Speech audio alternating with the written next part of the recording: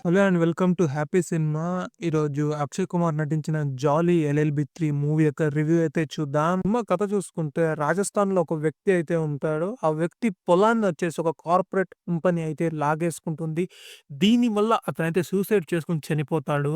ఇప్పుడు ఆ చనిపోయిన వ్యక్తి యొక్క భార్య వచ్చేసి ఢిల్లీ కోర్ట్‌లో అయితే కేసునైతే ఫైల్ చేస్తుంది. చివరికి ఆవిడ ఎలా గెలిసింది? ఏ ఒక్క జాలీ సైడ్ ఆవిడ నిలబడి ఆ కేస్‌నైతే గెలిపించారనేది ఓవరాల్‌గా ఈ సినిమా మొత్తం కథ. ప్రీవియస్‌గా 2 సినిమాలు చూసుకుంటే 'జాలీకి' వేరొక వ్యక్తికైతే క్లాష్ అయితే ఉంటుంది. బట్ ఈ సినిమాలో ఇద్దరు జాలీలకైతే క్లాష్ అయితే ఉంటుంది.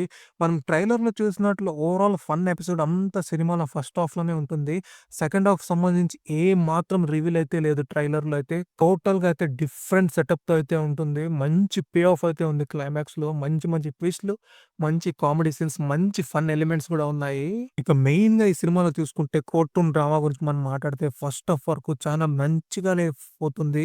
ఫస్ట్ హాఫ్ వరకు మనకు బాగానే వెళ్తుంది. బట్ ఎప్పుడైతే సెకండ్ హాఫ్ ఎంటర్ అవుతుందో మనకి సీరియస్ సోషల్ టాపిక్ అయితే సెకండ్ హాఫ్‌లో చాలా బాగా డిస్కస్ చేశారు. మంచి మంచి పాయింట్స్ అయితే గవర్నమెంట్‌ని స్ట్రెయిట్ అవే అడిగినట్లుగానే అనిపించింది నాకైతే. ప్రతి ఒక్కరు వాళ్ళకిచ్చిన రోల్‌నైతే పర్ఫెక్ట్‌గా అయితే చేశారు. సినిమాకి సంబంధించిన నేనైతే చాలా మందే ఉన్నారు. వాళ్ళంతా వాళ్ళ రోల్‌లో చాలా యథార్థంగా కనపడ్డారు. అదే విధంగా ఈ సినిమాలో పర్ఫార్మెన్స్ వైస్ చూసుకుంటే 'హర్షద్ వాసి' గాని, 'అక్షయ్ కుమార్' గాని, 'సౌరభ్ శుక్లా' గాని పర్ఫెక్ట్‌గా అయితే చేశారు. వీళ్ళ ముగ్గురు కెమిస్ట్రీ గాని, వీళ్ళ ముగ్గురు టైమింగ్ గాని, వీళ్ళ ముగ్గురు యాటిట్యూడ్ గాని చాలా సూపర్‌గా అయితే సెట్ అయింది. వీళ్ళ ముగ్గురుండే సీన్‌లయితే మంచిగానే ఫన్ అయితే చాలా సూపర్‌గా అయితే జనరేట్ అయింది. ఎప్పుడైతే సెకండ్ హాఫ్ అయితే స్టార్ట్ అవుతుందో మెల్లగా కామెడీ సైడ్ నుంచి సీరియస్ టాపిక్ అయితే డైవర్ట్ అవుతారు. ఆ ట్రాన్సిషన్ చాలా సూపర్‌గా తీసుకున్నారు. రైతుకున్న సమస్యలు, రైతు దాన్ని ఎలా ఎదుర్కుంటాడో, దాని ద్వారా తాను ఎలా లాభం పొందుతాడో, తాను, తన బతుకు, తను బతికే విధానం, తన పరిస్థితిని చాలా సూపర్‌గా అయితే చూపిచ్చారు.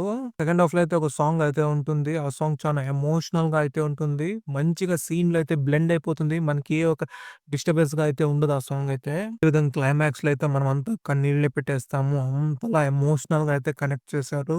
అదే విధంగా క్లైమాక్స్‌లో 'హర్షద్ వాసి' గాని, 'అక్షయ్ కుమార్' ఎక్సలెంట్‌గా చేశారు.